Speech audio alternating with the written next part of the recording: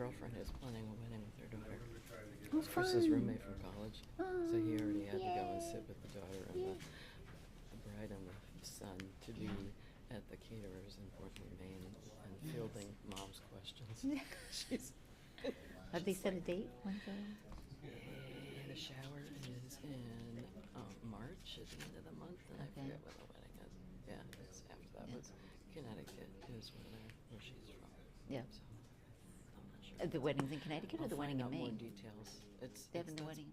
I have to find out more details. Oh, okay. Because that's part of the issue is the daughter is doing more planning than mom wants her to. So I'll get the whole down. Otherwise, Chris doesn't chat very much and doesn't talk about the mom stuff. So I don't get enough. Anyway, yeah, it'll be fun though. Weddings are a lot of fun, It's all good especially if you can attending. laugh in the I'll be in rearview Arizona. mirror. Yeah, Arizona next week for a wedding. Our son-in-law's sister is getting married. Yeah. So That'll be nice. The sunshine. You can go. Ready? sure. Thanks. All right, it's just hitting 7 o'clock on February 10th, 2026. I'll call the Select Board meeting to order. If anyone from the public wishes to access the meeting, they can do so by calling the conference line 1-929-205-6099. The Zoom meeting ID 897-1229-3538, and the password is Bourne, all capitalized, Bourne. Note this meeting is being televised, streamed, or recorded by Bourne TV. Is there anyone else recording? Helen, thank you. They need to know anyone online recording, videotaping. Okay, seeing none. All items with the Zoom chat will not be monitored, so participants who wish to participate, please raise your hand icon. And please refrain from flash photography. All items within the meeting agenda are subject to deliberation and vote. So let's have a moment of silence for our public safety personnel and our troops.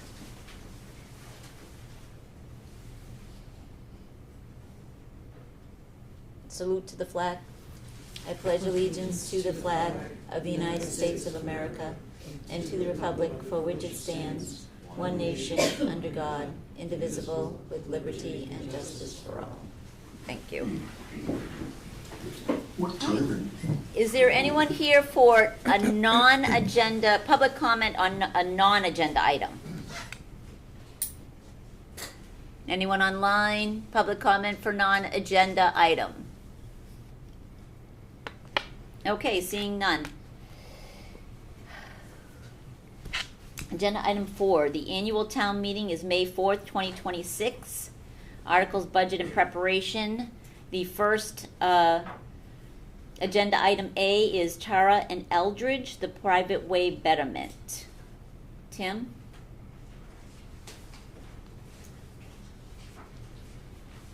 Thank you, Madam Chair. Ladies and gentlemen of the board, I'm Tim Lyden from the Engineering Department. Here on behalf of you for the Tara Terrace and Eldridge Street Extension betterment. For the reasons of transparency and making sure we're doing what we need to do, we did notice the abutters again. There's another snafu with the timing of the meeting on the notice for the last mailings. For that, we wanted to come back and reaffirm that vote. That being said, we had time to review a few more of the aspects that I think are relevant to the conversation. And before we go any further, I'd like to inform you of a couple matters that came before us. With the mailings, we get kicked back, and we look at who's not getting the mailings and such. The open space parcels over at Tara Terrace have not paid taxes since 1999. I believe you do have a memo in your packet from the finance director, who is on the call as well tonight, for a total of $24,700 in back taxes. That being said, I think it's very important to review what their share of this betterment would be. With them not paying their taxes, it might not be likely that they pay this betterment. The betterment total that they would be on the hook for with this assessment would be $56,097.63. That is about 5% of the project, maybe a little bit more than 5% of the project. So that being said, I think if we reaffirm this vote tonight, you do need to know those facts. I have other things to go on about, but I think at that time I'd take any input from the select board.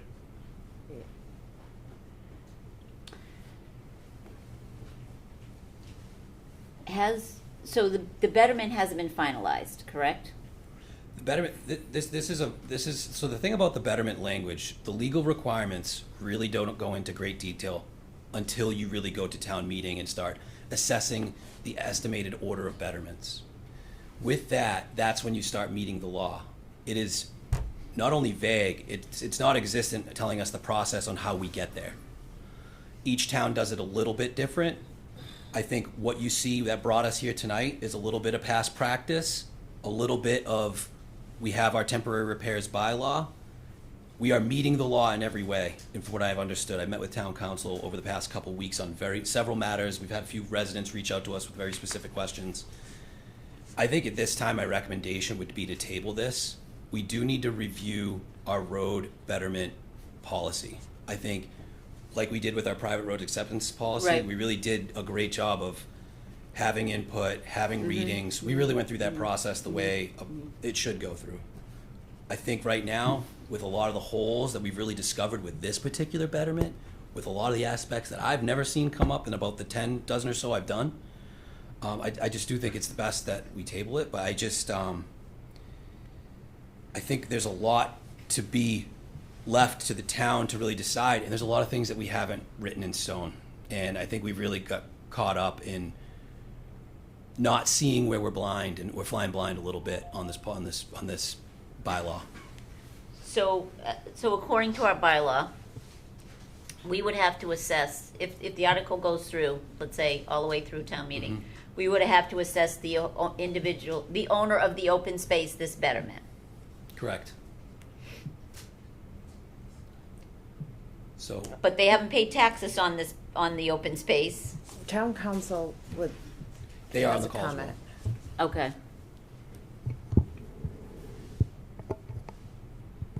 Sorry, it looks like I'm looking in the other direction. Apparently it's saying it's switched to my webcam instead of my computer.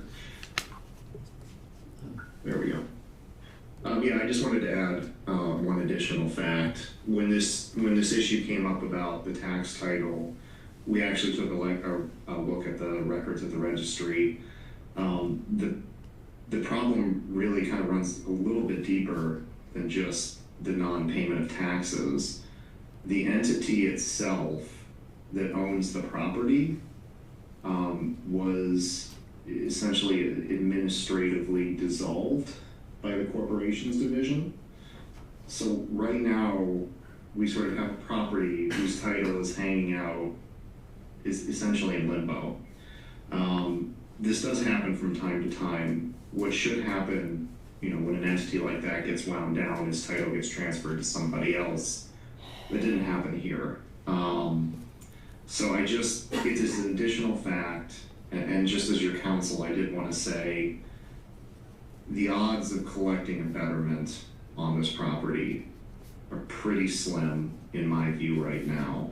I have concerns. I'm not saying we can't, I'm not saying this couldn't work itself out, but based on the present information we have, I just want you to understand that there's a heck of a lot of uncertainty about whether we get that money back. So that's all I have to add.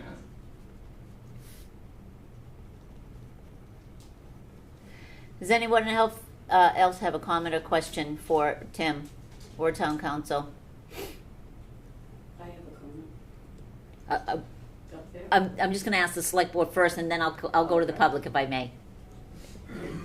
MJ? Thank you.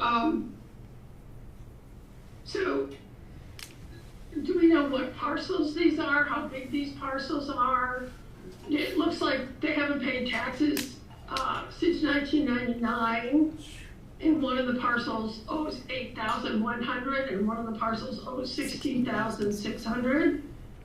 So, how big are these parcels? What's their frontage that they would have such a large part of the project cost?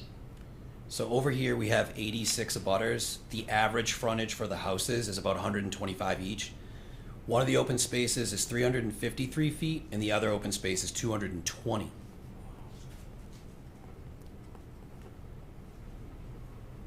they large parcels? Yes. Are they buildable parcels? No, No. they have conservation restrictions.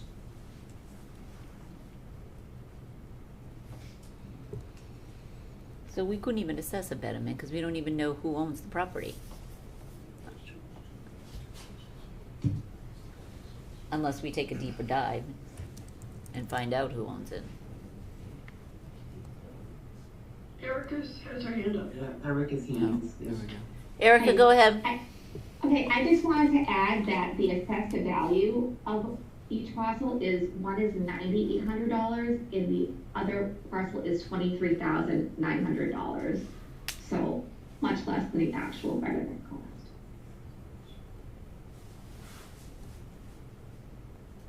Thank you, Erica. That was what I was gonna ask.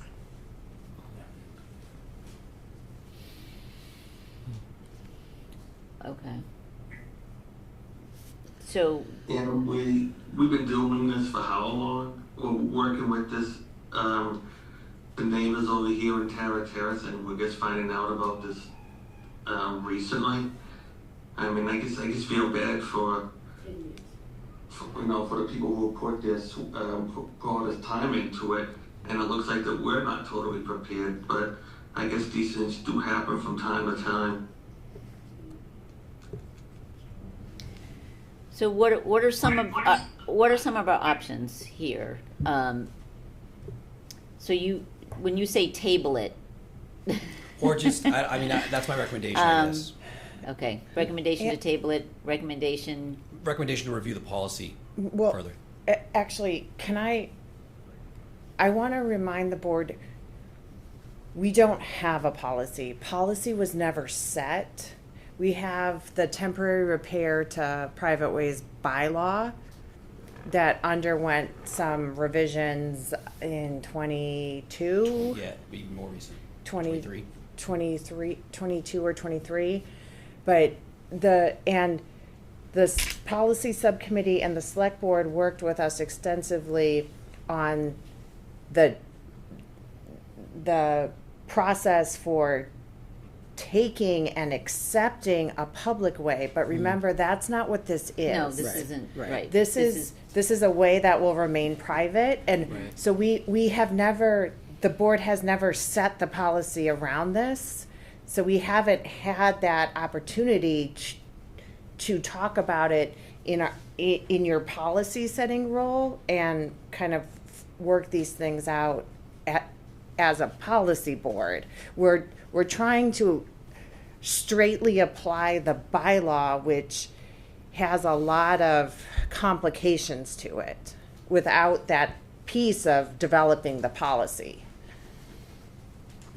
Okay. Thank you. Mary Jane, is your hand still up, or is that second? Another, No, this is a new question. So, I'm comfortable with not taking a vote tonight. However, because we don't have to take a vote on this warrant article tonight, I mean, we have plenty of time to talk about it. But I don't see how having property and tax title makes any difference. Any property on Terra Terrace or Eldridge Road could at any time go in tax title. Even after they've accepted the betterment and the road's done, it doesn't seem to me to be material. I mean, we have a process, we assess betterments, and then there's a process for collecting betterments, and then there's a tax title process. So it is true that the town may not recover all the money, but that's true with any of those parcels. So I'm not changing my recommendation that we go ahead and do this work. I mean, we're talking about $1 million of work and a small problem because some small properties that are on conservation restrictions and are unbuildable happen to have a lot of frontage. So, I mean, maybe at some point we would want to change our policy, and maybe we'd want to make a warrant article and make the Terrace contingent on passing of that warrant article.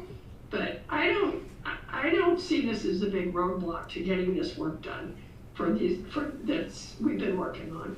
I think we need to find we need to understand exactly what the real implications are, and we need to understand exactly what the parcels are, and we need to let the people that have signed the agreement know what the process is, but I'm not comfortable stopping the work because of these issues. That's just my opinion. All right, and would anyone from the public like to speak? Come on Oh, up. I think Melissa has a Melissa. comment. Oh, sorry, Melissa. Just, I mean, what does town council have a recommendation related to that? Whether we should, take a step back and just take a closer look, or, you know, as MJ said, I'm not sure if it's something that's material that we need to worry about. So that would be my question. We can take a look at the methodology we're using for the betterment. You know, these properties are assessed because of the conservation restrictions at much less than what you would expect for a buildable parcel. You know, we can try to do that within the time constraints that we have. You know, if we end up putting a pin in it, I wouldn't suggest that this wither and die on the vine. You know, we can try to get it done for the annual. If we don't, you can bring it up at the special. I just want to make sure, if I'm giving you advice, is that we just want to be careful that we're not doing this in a way that exposes the town to a significant liability, because, you know, betterments improve a limited and specific portion of the community, and that cost is supposed to be footed by the people who are benefited and not the taxpayers writ large. So, you know, as Tim said, we've already had discussions about this. We're kind of up to speed. If it's the will of the board that you want to, you know, see what we can do before town meeting, we can do that. And we can take a look at the methodology. I just want to be careful, because whatever we do here, we are sort of setting a precedent. So we want to make sure that whatever we do, we feel comfortable with if this kind of issue comes up again. Thank you.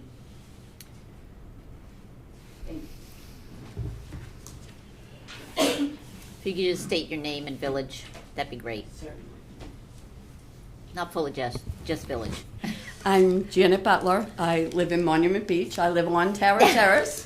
I seem to be the historian of Tara Terrace. And this is extremely frustrating, because 10 years ago when we tried to do this, the property owner came forward. The property owner was at our meetings. Her father had just passed away. Part of the agreement at the time was, when the development was completed, that this land would be turned over to the town.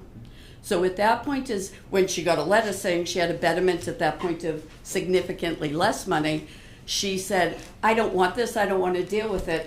She tried for 6 months to contact the town administrator to turn this land over, who would not return her call. I stayed in contact with her for that period of time.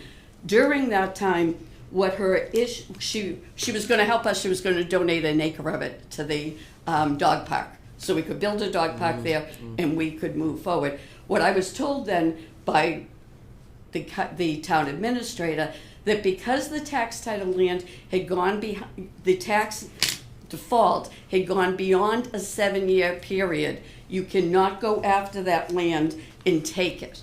So he didn't know what to do with it, so he just never called her back. So we're now coming back to this now, when we've known those parcels have been in default for now almost 20 years, and we're going to keep a public safety issue outstanding because the town didn't take this land in 2005 when they should have, when the taxes were in default. This is not just a cosmetic issue, this is a public safety issue. You all recognize that. We're talking about when you come down Eldridge Road, everybody is driving on the wrong side of the road. So folks coming in from Clay Pond, because the potholes have become impassable. We have a little girl who got off the school bus and broke her arm. We have people who have invested tens of thousands of dollars fixing their cars. We as private citizens have been fixing this road individually, rolling it out ourselves for more than 10 years. We followed the process you people passed in bylaws and you outlined for us to do this. So if you're saying because there's a tax issue, are you telling me that in every other property that you have approved this betterment on, none of those people were in arrears in their taxes? Because fair is fair. Are you telling me that because the gentleman next door to me can't afford to pay his taxes for a year or two, then a betterment would not go through? If you don't have a rule on it, and you have rules on how we're supposed to follow this process, then we follow the rules. And we followed the rules. We have committed a huge amount of time communicating 22 times to the neighbors, the public meetings that we've held, what we've put into this, and we have roads that are impassable at this point. And if we're going to kick this down the road again, I would ask that the town come up with some way that they help us so we can at least drive in our roads, because we're willing to pay to get them fixed. And this is the only way we can come up with the amount of money. If we had been allowed to do this 10 years ago, this would have been 7 other roads involved in it, and it would have cost $290,000. So we're now trying to bear the burden of $1 million, and we're willing to do that. And because the town didn't do what they were supposed to on this property 20 years ago, we're not going to be able to drive on our roads. That doesn't seem, and it is a safety issue. We have kids in this neighborhood, we have buses, we have people trying to drive. People are getting hurt. Thank you. Thank you. Is there anyone else in the public who wishes to comment? Yeah, I'd like to. Okay, okay. Thank you. I'm sorry, somebody else? No, you go ahead, he'll go after you. Yeah, my name is Eric LeBray, I live on Terra Terrace. I think this gentleman's got the right idea. I think what we should do is table it. I think there's a lot of things that are not known to the people. There's a lot of confusion. The meetings haven't been held properly. We've had a lot of problems with that. We've had problems with the committee being formed. Every legality to this has been bad since day one. First of all, it should be divided. It should be Terra Terrace, should be Eldridge Street. We shouldn't be combined.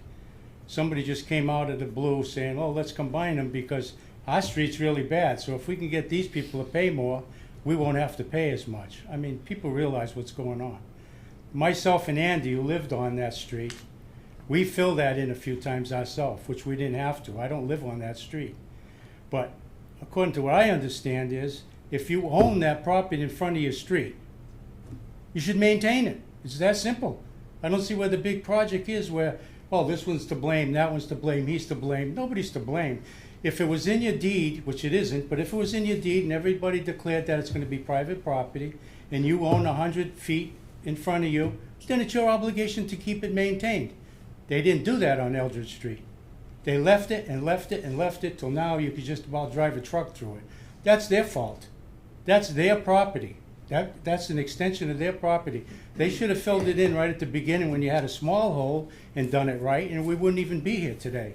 But they let it go and let it go, and we tried filling it a few times, and they still didn't do nothing.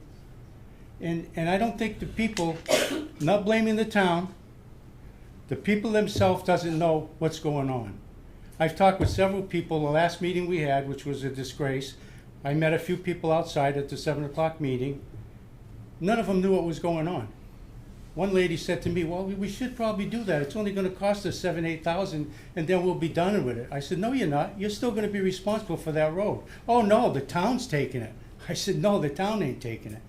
The other lady was like 84 years old. She said, I don't really have that kind of money to spend right now. I don't have any problems in front of my house. Why should I have to pay $9,000 to $10,000? In front of my house, I got a pothole about the size of this that I fixed myself anyway. And it's going to cost me $10,000 to fix that little pothole. And with the 6 houses in that area, 3 on each side, if you add them all up, you're talking $70,000, $80,000 we're going to have to spend on a $500 pothole because we're taking care of Eldridge Street. I just don't think it's right.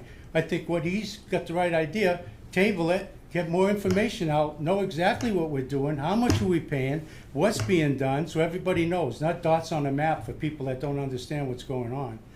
And people forget the fact that you have a place down there, right off of Terra Terrace and Eldridge Street, which serves liquor. That's a liquor establishment, the Wanderer. Now, if you fix Brigham Street and make that nice, do you think then people are gonna go down Valley Bar Road that's full of potholes? You're gonna get triple the traffic this way. Myself, when I go down, and probably some people in this room know me, I got the right truck. If I get next to them, I slow down, I make sure I don't hit their dogs, I watch out for them and everything. You think a lot of them drunks coming out of there are gonna give a shit? They're gonna go fast, they're gonna go crazy, they're gonna ruin them properties and everything over there. But see, they don't think about that, because nobody said anything about that. But I'm not gonna go down Valley Bar Road full of holes if I can go down the other street that's like brand new. So these are things that people aren't thinking of. And even on the taxes, I mean on the interest we're paying. Are we paying it on what we owe, each person owes? Are we paying on the total? There's a lot of information we don't know about this. Several things came up. They just don't let us know everything. And he's being honest with it. There is things that came up that they're trying to settle out. But everybody's trying to push it through. Now at the last meeting, you had what, 80 people here? Look what we got here tonight. How come we don't have nobody here? This is an important meeting, isn't it? The last one was void because it was done illegal. This should be the main meeting now, when nobody shows up. And how did we have 50 people here last meeting at 6 o'clock? I was the first one here. She can notify that. I was the first one here. I was about 15 minutes early. How do you get 40, 50 people here at 6 o'clock if somebody didn't tell them to come here? I don't get it. Can somebody tell me how they found out to be here at 6 o'clock? The meeting's at 7. We check the agenda on the website. It's You posted can't All right. go on the website, that's illegal. You cannot change it on the website. Sir, do you have any additional questions for the board or for Tim? No, all I'm saying is that what we should do is, like he says, table it for now, get everybody together and separate the streets. I don't think we should be together. If you want, then you're gonna add Valley Bar Road to it, to Valley Bar Road. Otherwise, just leave these separate. Terra Terrace will take care of Terra Terrace, Eldridge Street will take care of them. I think that's a Thank you. fair way of doing it. Okay, Okay, thank you, I thank appreciate you, your ladies. comments. Anyone else? Gentleman in the back, and then you can come up, sir. This one on Yeah, Mary Jane. Hi, my name is Nick Schultz from Monument Beach, 19 Terra Terrace. I just came to speak in favor of this project because I've spent a lot of money fixing my vehicles, my children. I had my daughter fall, break her hand, had to have a couple surgeries on it. Spent a lot of time taking her to and from physical therapy, getting her special treatment at school because she couldn't write with her hand. And the cost of this just keeps adding up for me over the years. My other daughter just recently fell in a pothole, running home from school, come home all skinned up. And I'm glad I have good insurance from the United Brotherhood of Carpenters that pays for a lot of this stuff, and I don't have to go into the liability issue of who owns the road, if the town's responsible to fix my kid, or if my neighbor's supposed to fix my kid. I've been afforded a great wage and great benefits, so I don't have to attack my neighbors for compensation for my children's injuries. And another thing is, this town has a lot of gray areas with its policies and laws pertaining to property and whatnot. Even like the development we have here, and if there's a bond or whoever released the bond and let delinquent, derelict properties just be gone to the side without paying taxes for over 2 decades now is kind of irresponsible that that's been left untouched or even looked into. And who actually owns that property is still like a gray area. And if we're responsible for that as part of our community, I think the town really needs to sit down and decide what it wants to do. Because if that's reservation land, I don't even know how you guys tax that. Same as like wetlands or whatnot by the state. Because usually that stuff's non-taxable. So, you know, there's a lot of gray areas that I think you guys need to draw out the black and white for not just our community, but all the other ones that own private roads that have not been accepted, or like in our case, we don't have an HOA for someone to go and decide these decisions for us or be our spokesperson.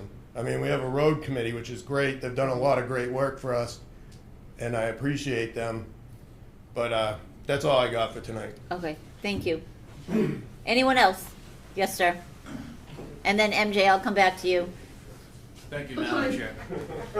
Thank you, Madam Chair. Bill Chapman, 78 Terra Terrace. I appreciate your time this evening. As I mentioned, I've been before you before, and I said I think this process was flawed from the very beginning, whether it be the root of the working group, and then the processes right here within this building. That aside, these roads should have been separated from the very beginning. I am no more responsible for Eldridge Street and the restoration of Eldridge Street than you are. The simple fact is I don't live there. It's not referenced on my deed. My deed makes reference to Sunset Acres too. I have no problem taking care of Sunset Acres too. I'm not opposed to this project, but I've wanted it to be transparent and I've wanted it to be fair from the very beginning. I sent an email to your town administrator today, and with the presumption that it would be forwarded to the board. I was informed earlier today that that's not the policy or that's not the practice, so I'll be sending you an email tomorrow in regards to this project. I thought it would be included in your informational pack. But in that email, I asked a bunch of questions that are still unknowns, and not to throw all the fault on the town, but I've already stated that I think the town did us a disservice in the very beginning. Now, there's all kinds of literature flying around that states that the roads were built correctly, and somebody did a letter on a typewriter that said something, and there's core samples evidently somewhere. All these statements say that the roads were constructed correctly. I say that they weren't. I say that the planning board should have never accepted them. The lot should have never been released until the roads were constructed correctly. What you see as you drive around Terra Terrace is you see trench failures. It's plain as day, and if you know anything about underground utilities, you can see where the gas is, you can see where the electric is, you can see where the water is, because the trenches weren't compacted in the very beginning. That's where all the failures are. They're essentially inverted speed bumps, where the trenches have settled. The roads weren't built correctly in the very beginning. I've stated in the beginning that I don't want the planning board to be flogged. Obviously, nobody's on the board right now that was sitting at that time, but there was, in fact, a planning board decision. What's that planning board decision say? Did anybody research it? Regardless, I think that the planning board did the residents of that community a disservice at the time, and the easiest thing to do is to recognize that.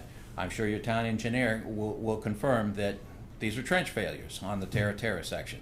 There's a complete failure on Eldridge Street, and that was because the transitions were done incorrectly. Whatever the case, there was substandard construction that was done, and it's evident. So all the literature in the world can tell me that the roads were built correctly, but all you got to do is walk the neighborhood, and you don't have to know a lot about underground utilities to see that the road was not constructed correctly.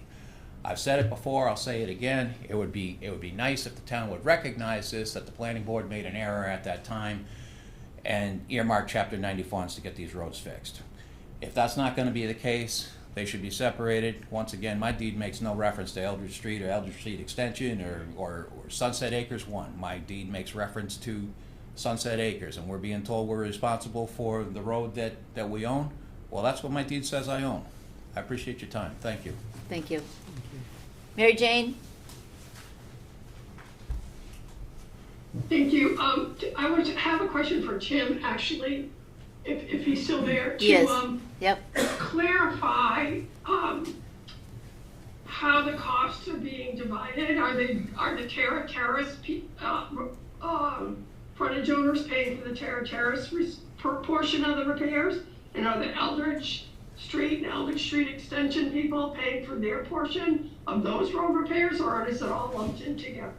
So what we did at the beginning is we did lump it all in together. Our idea is that the mobilization costs and doing the work at the same time would save the cost on the entire both roads.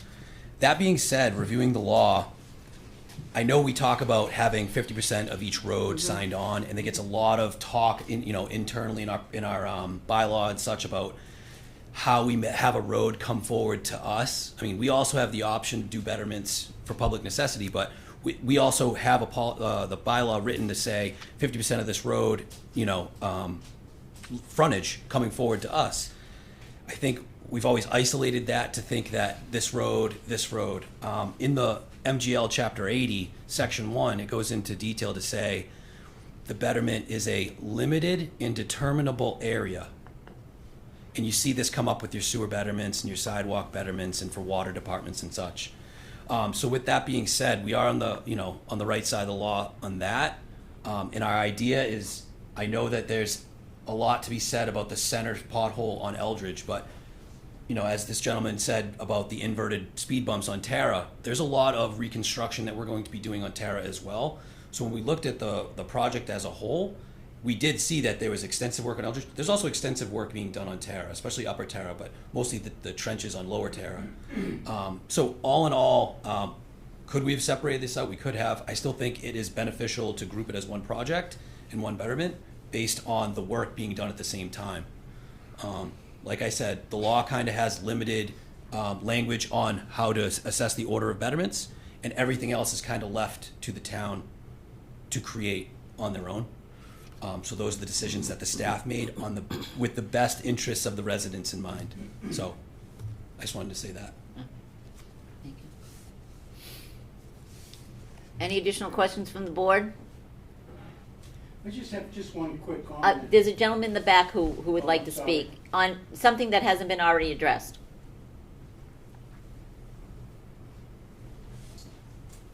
Octavio Emerald, 54 Tower Terrace.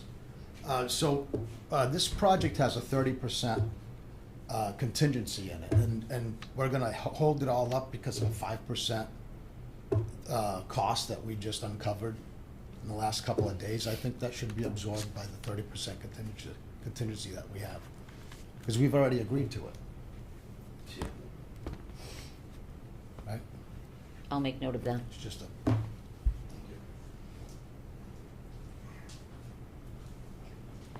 One additional, okay.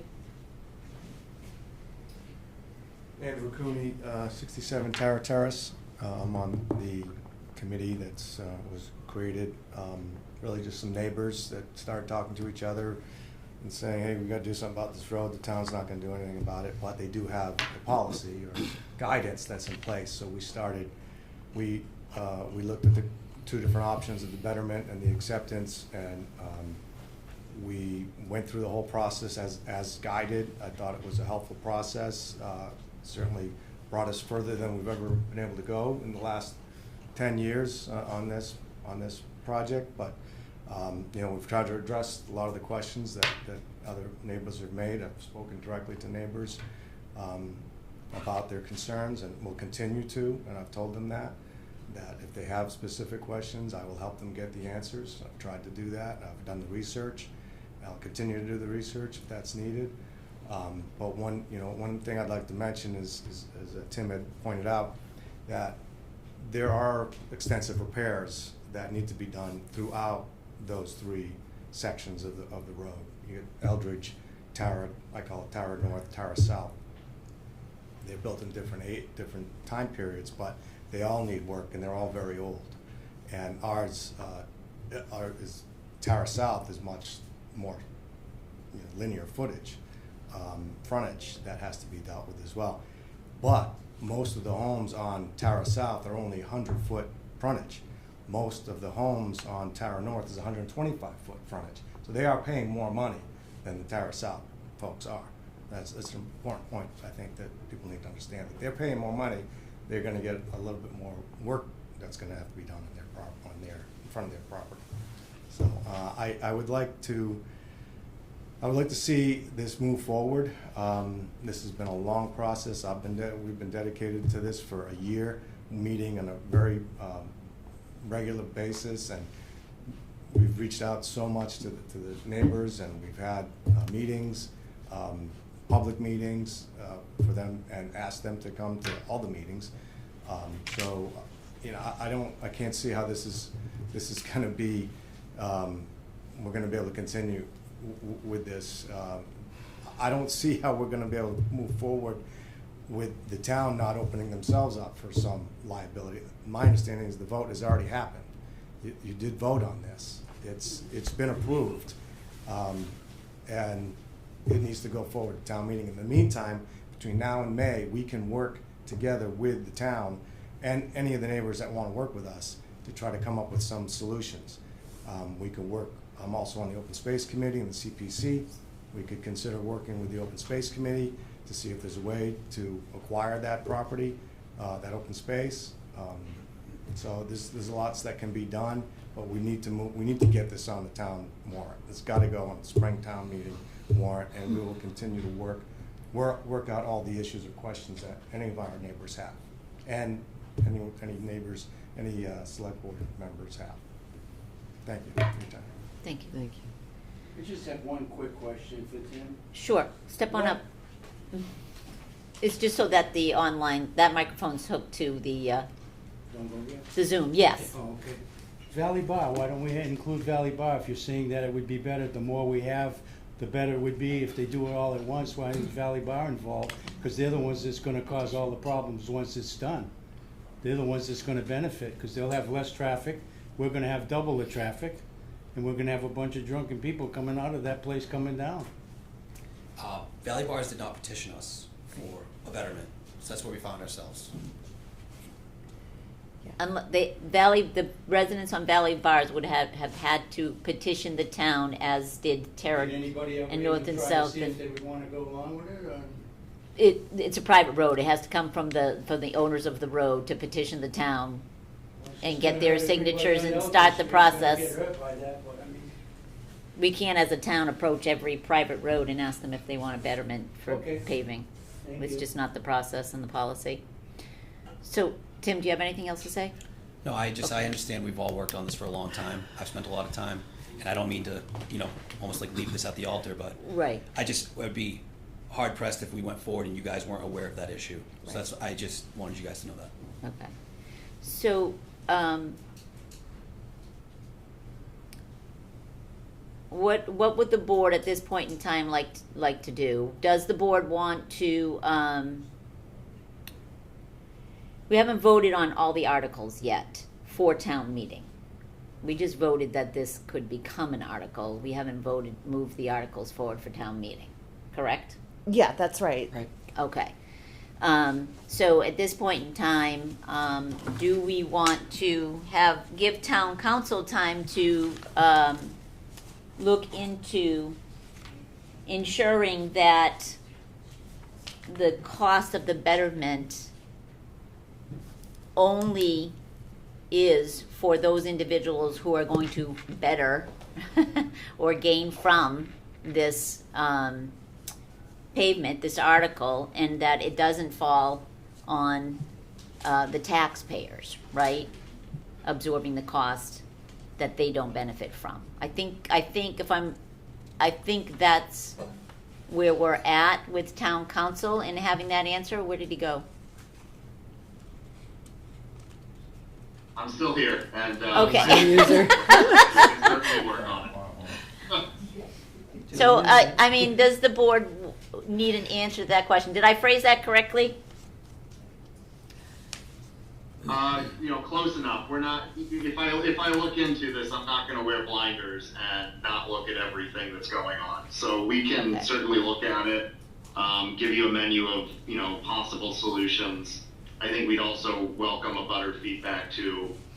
Obviously, we're always open to comments or suggestions on our process, and it's a tight schedule, but we can commit to at least doing our best to do this for them if that's the will of the board. Mary Jane? Thank you. I would like to have the status of these parcels clarified. Are they actually have conservation restrictions on them? Or are they just currently listed as unbuildable? We have some zoning changes that might actually make them buildable. What is the process in the tax title? Are we not able to exercise our rights for tax title and take the properties? I also would like to have, as soon as possible, a list of all of the properties in Bourne that are in tax title, how long they've been in tax title, and what they are. So that would be a I future certainly don't agenda want to item. have a situation where we have properties that have been in tax title since 1999 and we don't know about it, so. I'd like to know what all the properties in tax title are. So that would be a future agenda item. Yeah, for the purposes of For this the purpose agenda of tonight. item meeting, yeah, I do. I'm asking for a future, I'm not asking to have it tonight. I'm asking to get a report on the tax title Yes, properties. as a I'm future asking agenda to get a item. report on the status of this property. Is it actually a conservation restriction, or is it just an unbuildable lot? I mean, there's a lot of sort of gray information, and in our tax title process, are we not able now to take this property because we didn't exercise it for 7 years? Or are we still able to take it? And if there's a new betterment, does that create a new tax that we would be able to take it? So I just need to get the facts so that when it does come time to vote on this warrant article, I feel I have. Jean. First, Marlene, does the schedule allow for us to discuss this one more time before town meeting? So you can certainly discuss the article. Yeah, I mean, you can certainly discuss the article, and we'll work as quickly as we possibly can to gather the information about the property that is impacted by this article. Doing a townwide analysis, No. I think is a different conversation. No. But we will certainly pull together everything that we can for this, the property that's tied into this betterment question and the Right. town meeting vote. Okay. Okay. I have a motion, if Sure. that, okay. To have town council and staff look at the status of the land and policy regarding private way betterment in time to consider for annual town meeting 2026. Just tear that off and give it to me. Yes. All right, so we have a motion on the floor. Is there a second? I'll second. Second by MJ.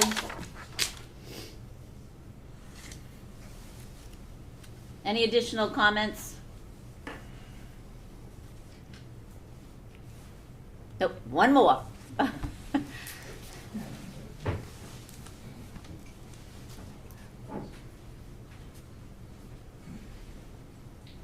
My name's Dustin Thompson. I live on 21 Tara Terrace. I've been there for 28 years now.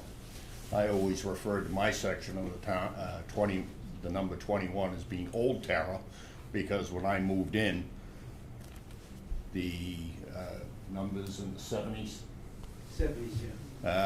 weren't there.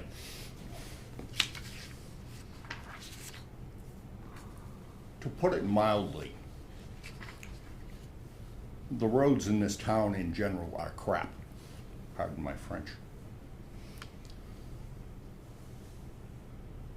The utility problems where they crisscross the road, they are. There's divots. I could have brought a piece of Tara Terrace with me tonight from where the snowplows tore it out.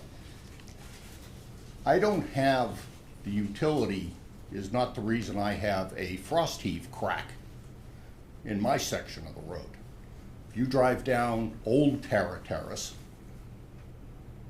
it's like driving across a bridge with expansion plates every 15, 30 feet. Ba-bump, ba-bump, ba-bump, ba-bump. And that's not the ones with the utilities.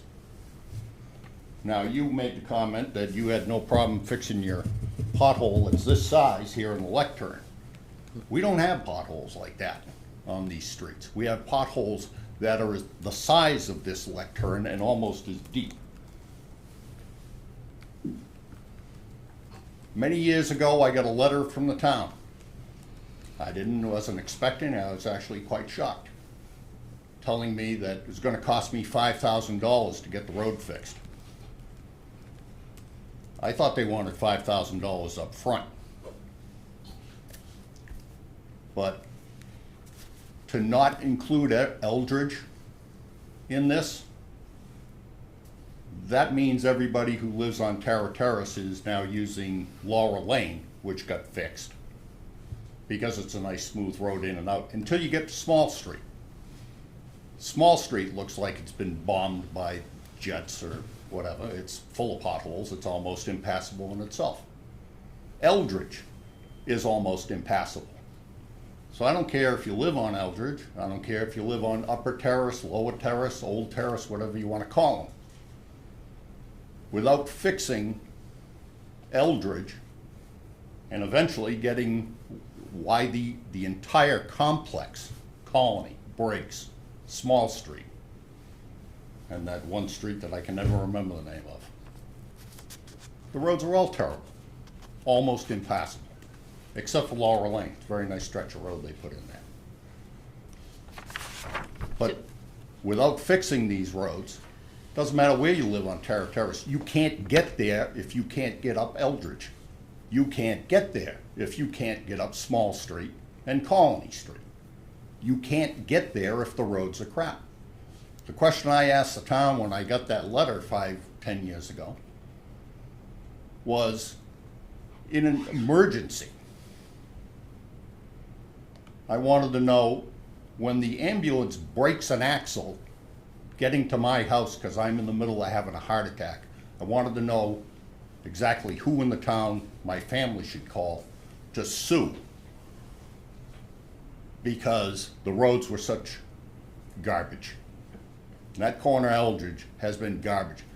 The other end of Old Terrace, where I'm at now, has such a buildup and potholes in it that it is now becoming impassable. My son's car, which is a small Subaru, it's gonna bottom out trying to get out of there.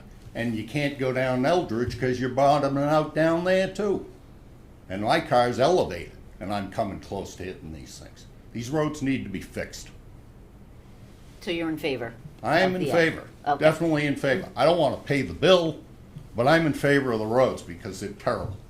And they really, as a town, they need to take a look at every street in this town because they're all garbage.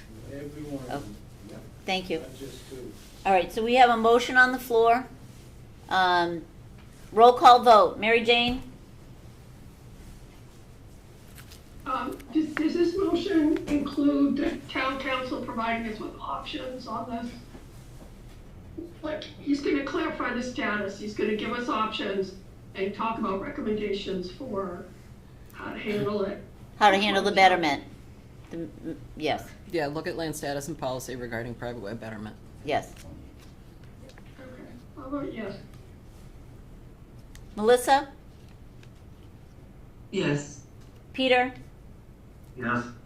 Jean? Yes. And the chair votes yes. 5-0-0. Okay.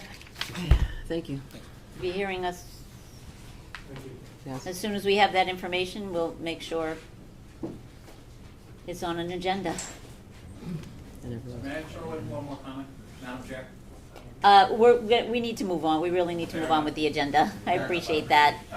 But I would encourage you to forward the email if you want to send it to the select board. It's selectboard@bourne-mass.gov. That will get it to everybody. Yeah.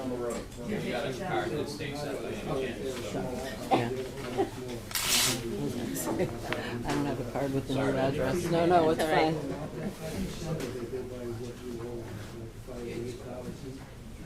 And then as long as we get the email in enough time before when we. There we go. Oh, yeah. Well. All right. Have a good night. More to do. Thank you. All right, agenda item, 4B, Enbridge, Article 97, land necessary for gas main relocation. Thank Do we you. have representation here from Enbridge? Come on up. You don't need to put pipe on Terra Terrace, do you, or Eldridge? You can get that paved for us? Sorry. Get it all ripped up and paved? We don't have Take anything in care of that it. area, I apologize. Okay. Good evening, my name is Nancy Kist, I'm with Enbridge. Enbridge owns the Algonquin gas transmission system. We have 3 existing pipelines in the town of Bourne, and we are being told we need to relocate those in order to advance the Cape Cod bridge replacement projects.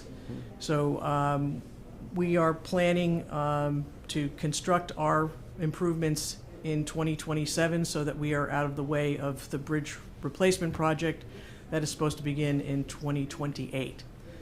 On previous nights, we've made presentations both here and to the Conservation Commission because we have 3 parcels of land that are, have Article 97 restrictions on them, and those 3 parcels of land, we are going to have permanent pipeline easement impacts on 2 of them and permanent access road easement requests on 2 of them, and the other is on Deseret Drive, and that one is just a temporary workspace request for a temporary access road so that we can get to a portion of our G8 pipeline adjacent to Route 25 that has to be removed just to get out of the way of the bridge program.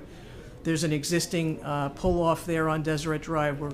We want to use that to get to our right-of-way for pipeline removal purposes.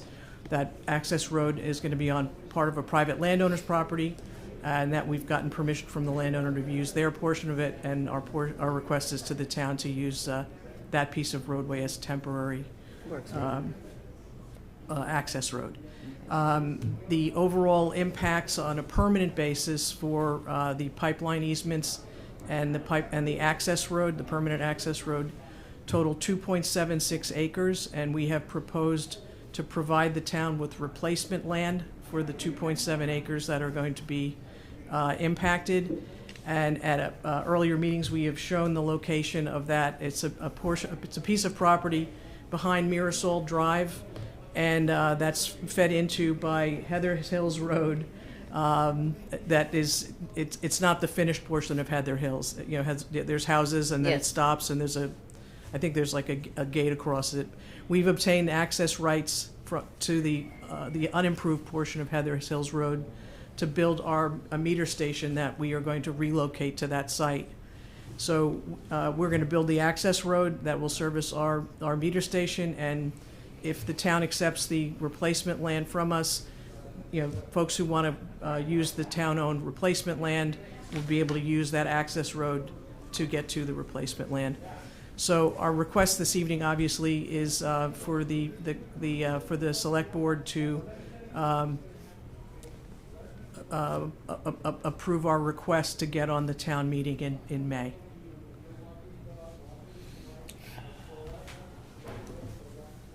So the switch is exactly the same, correct? The 2.76 acres is being replaced with 2.76 acres. Correct. Okay. Yep. Okay. Yeah. And you're asking for 3 things, one of which is a temporary work access, the other one's a permanent easement.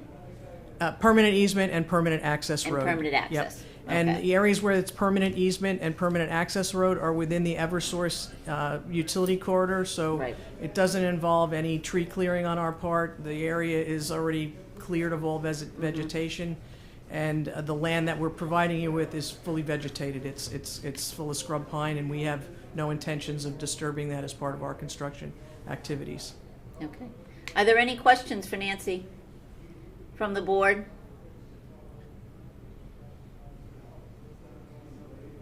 Any questions from the audience? Okay, seeing none. So, we don't have to vote on this article, do we, at this point in time? Because it'll be an article to move forward to town meeting? Or do we have to vote it as an article and then vote to move it to town meeting? So I do recommend that the select board vote to sponsor this article. Okay. And then you can continue through your regular process once it's determined that the Move it to select town board meeting. will be sponsoring it. Okay. So, Mary Jane? Is there any, I don't see any wording that authorizes the select board to negotiate to do the easement or do the transfers on terms and conditions that the select board deemed to be in the best interest of the town. I mean, it authorizes us to The parties, easements. to file the special legislation, but don't we need other authorizations? I don't see them in here. I just want to make sure it's properly worded.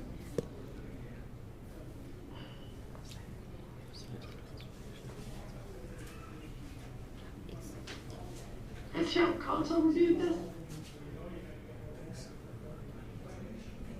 We provided a draft warrant language to town council. I've never received a response back from them, but we have provided the proposed language. Oh, and that's in our packet, I believe. Right, that's the article. This is for the article, grant of easements and replacement land. Mary Jane, what is your question We're authorizing the It select board.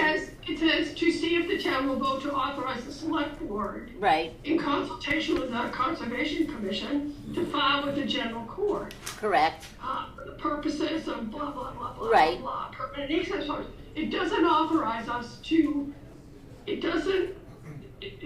there should be two authorizations here. One to authorize the select board to negotiate the terms of the easement, and then to file with the general court. So I just like town council to make sure that everything we need to do is in this article before it's actually put on the warrant. Okay. So I could support the idea, but subject to the review of town council. Okay. So does anyone have a motion as such to support the article subject to review by town council? So moved. Jean? Is there a second? I'll second. MJ. Okay. Any additional comments or questions? Okay, seeing none, roll call vote. Mary Jane? Yes. Melissa? Yes. Peter? Yes. Jean? Yes. And the chair votes yes. So the article, subject to town council, Thanks. perhaps possibly adding language, and then before we move it to town meeting. Sure. Let us know if you need us to appear back before the select board, or if we just meet with you offline. Okay. Happy to come anytime. Thank you. Okay. Okay, 4C, budget updates and amendments. I just want to give you kind of a status report of where things stand with the FY27 proposed budget. We still are facing a lot of uncertainty, and we're still working with a good number of preliminary estimated numbers. So I just want to keep reminding everybody of that there's room for things to change in this budget still. So one of the open areas is the cherry sheet, the local aid receipts, and the assessments. Still early in the process there. We've talked already about the initial proposal, but we are watching that closely. We do not have the final numbers confirmed yet for the county retirement assessment. So that is, we're still using our placeholder estimate there. In the last week of February, we will be reviewing our claims data and our health insurance trends with our advisors. Hopefully we won't need to make any upward changes there, but we are still working through that analysis.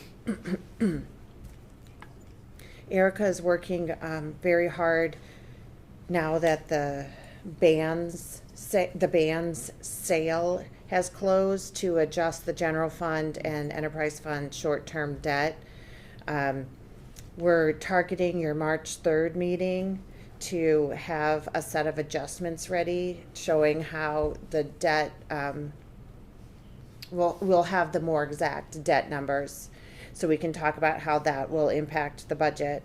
The patrol union contract is still open, so that is the same as last time we spoke. Regarding Upper Cape Tech High School, Superintendent Forget is confirmed to attend your March 3rd meeting. I have requested a copy of their detailed budget and will share it with you as soon as I receive it. Regarding Bourne Public Schools, the chair has confirmed that their March 4th meeting will not work for the school committee for a joint meeting. So please take that off your calendars. The school committee chair, the superintendent have asked to meet with me and Chairwoman Ferretti. We have that scheduled for February 26th. And I do remain hopeful that we will be able to find a mutually convenient date where the select board and the school committee can arrange a joint meeting to discuss the FY27 budget. And both superintendents are confirmed to attend the Finance Committee's budget hearing on March 16th, so that the select board might want to consider also posting for that date and attending as the select board for the budget hearing. So a lot of moving pieces still for the budget, but we'll provide updates along the way as we have more definite information. Okay. Thanks. Any questions for Marlene? I just have one thing about board schools. I am interested in the enrollment numbers for the total number of eligible students in Bourne, by grades, like what school, where they're attending school, like how many students are going to Upper Cape Tech or charter schools or other options, and also what our school choice in numbers are and what our school choice out numbers are as of October 1st of this year.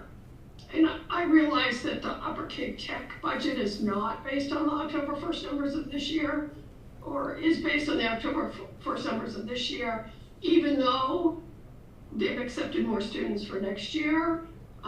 They're still being based on the October 1st numbers. But I really have taken a look at like the increases in number for charter school tuition and the assessments, and I think it's important to know how many students we're educating and where they're being educated. And I just would like to have the superintendent provide that. You used to be able to get it from Jesse, and you have to get it through the school department now, so I would like that included with our school committee presentation.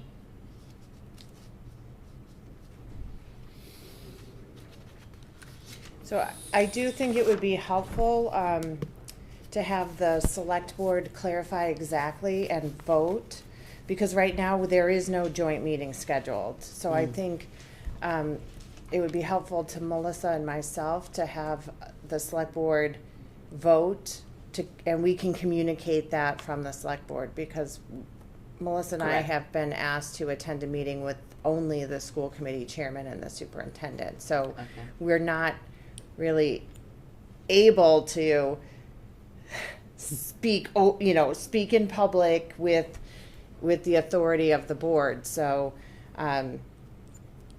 if there is information that the select board members are asking for, as the select board, it should come through, it should be provided to me in a vote. Okay. So I can communicate that to the superintendent that the select board has voted at their meeting for this request. I agree. That was going to be make note that I think it's important that as a committee we as a board that we request this formally, in hopes that we get that information from all schools, right? From both schools, because there's some overlap there with information. So I'll entertain a motion. I'll make a motion that the select board make a formal request to the superintendent of both Bourne public schools and Upper Cape Tech to give us enrollment numbers by grade for the number of eligible Bourne students, the numbers attending Bourne public schools or Upper Cape Tech school in each grade, the numbers of students I'm attending not charter schools. This is a report that they have. It is there's the cherry sheet is based on X number of students going to charter schools. How many students do we have? The October 1st number is like 1,464 students. I want to make sure that we have the language, or is that as the clerk. ones in Bourne public schools?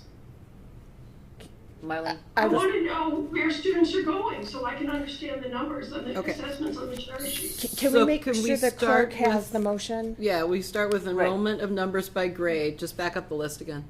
To, yeah, I just want to get it down. request to BPS and UCT enrollment numbers by grade, Okay. Keep going, MJ. numbers attending school choice. Eligible Bourne students who are attending charter schools, I don't need it by charter school, I just said charter school enrollment by grade. Other schools, which are sometimes parochial or private, I just need it by grade, not by broken down by individual schools. And the school choice numbers coming into Bourne and the school choice numbers going out of Bourne.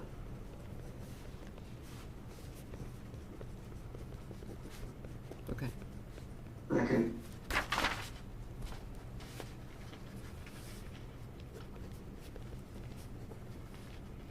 Okay, motion by MJ, second by Peter. Any additional?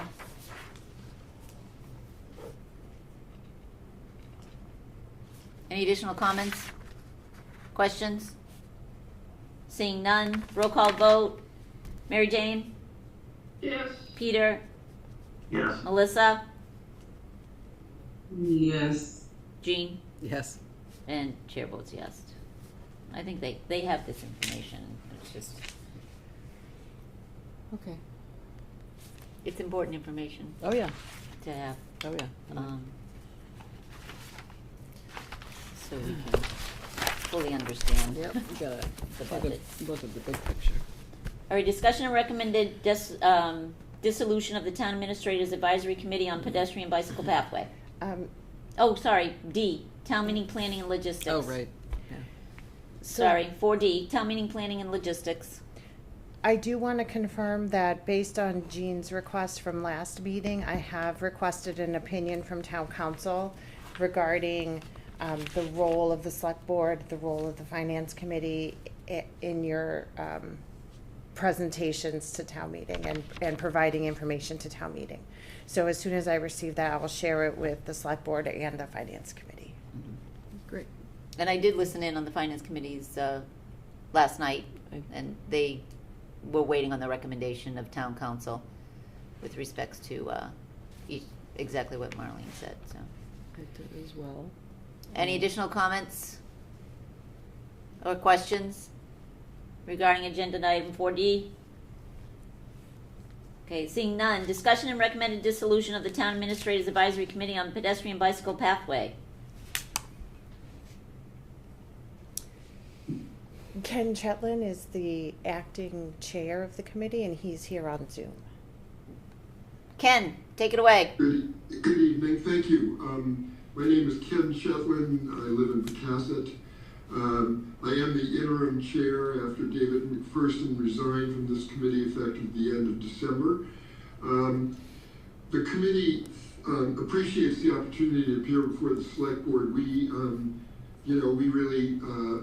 a town administrator advisory committee. We've been working with the town administrator and the town engineer for years, since 2018 on this project. I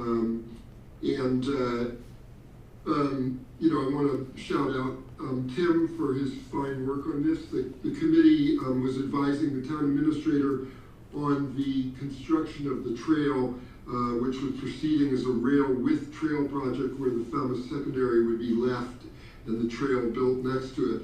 There was considerable feeling on the part of the town, including the select board in 2023, when you voted to endorse the rail to trail approach, which would require removal of the Falmouth Secondary as the only real practical approach to having this trail work for an affordable cost and have the end result, the end product that everybody wanted. So in December, we were getting very close to the publication for the first phase of the rail trail, the rail with trail, the roughly half mile from the canal to Monument Beach, and at an exorbitant cost of $10.2 million.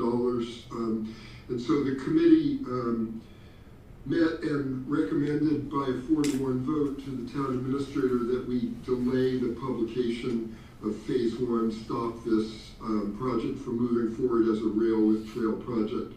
And in fact, subsequently, that's exactly what happened. Marlene communicated with the state, with the Rail and Transit Division of Mass DOT, and the project's in effect been put on hold.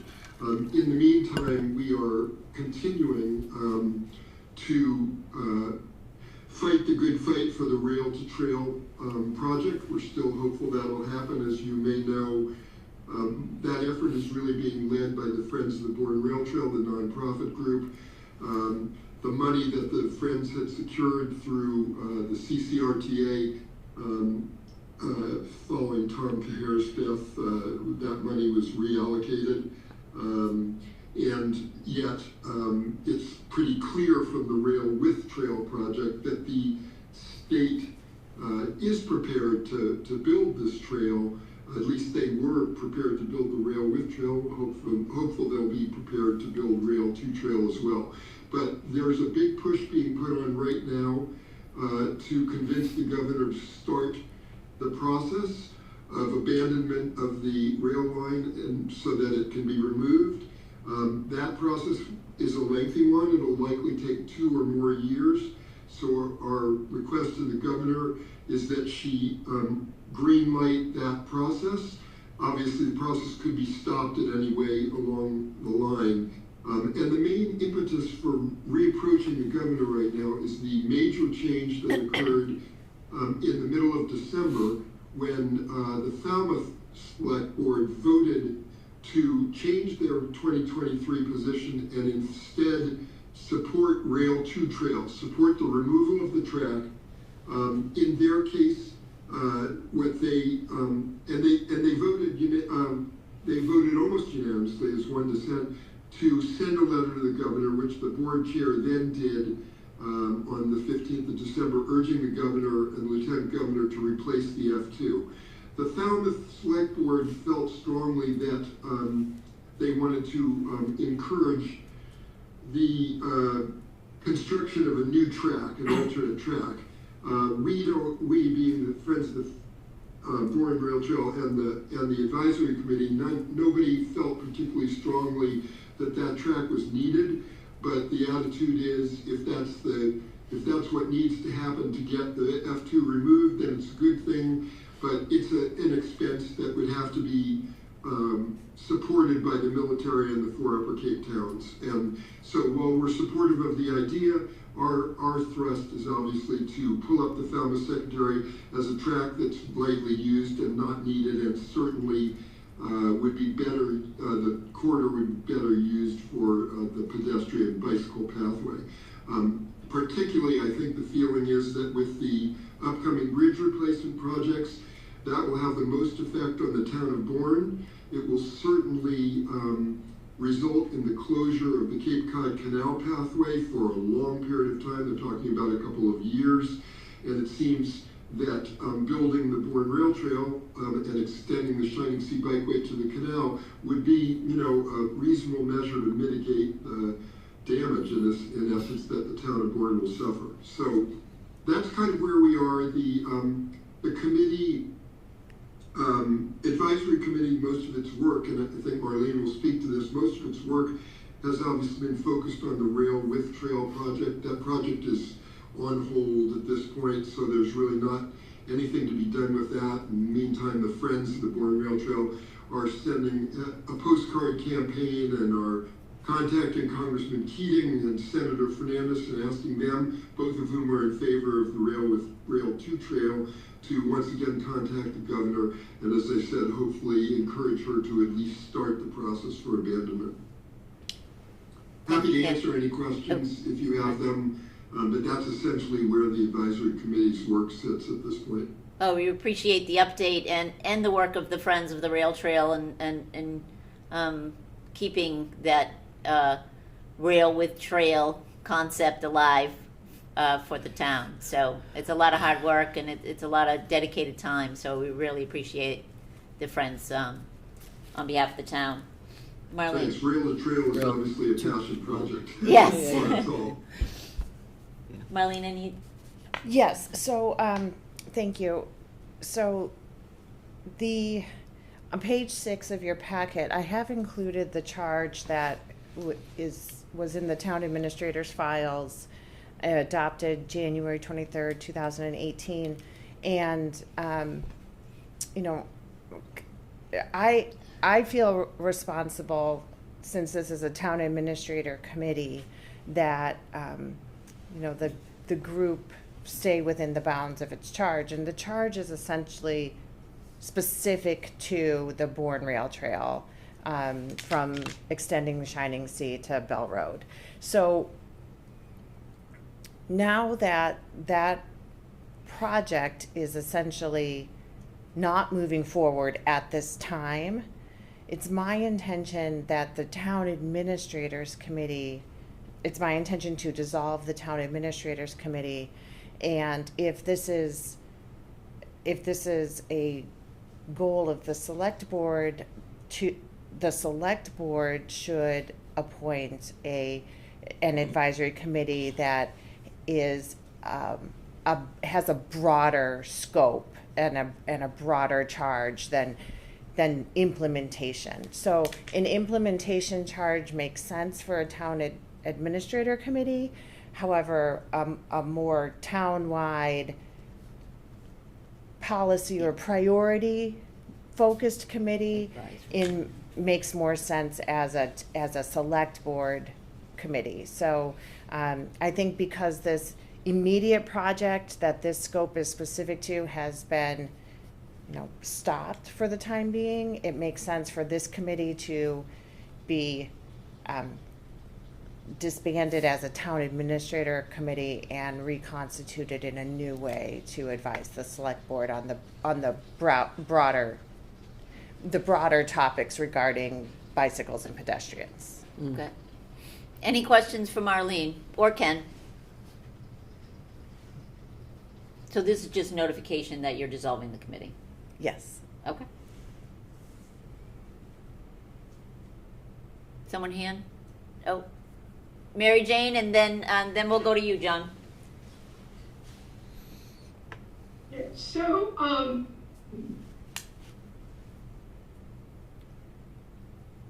last August, last July, the Pedestrian Bike Path Committee was notified that MassDOT had changed the plans that had been agreed to with the Grey Gables neighbors.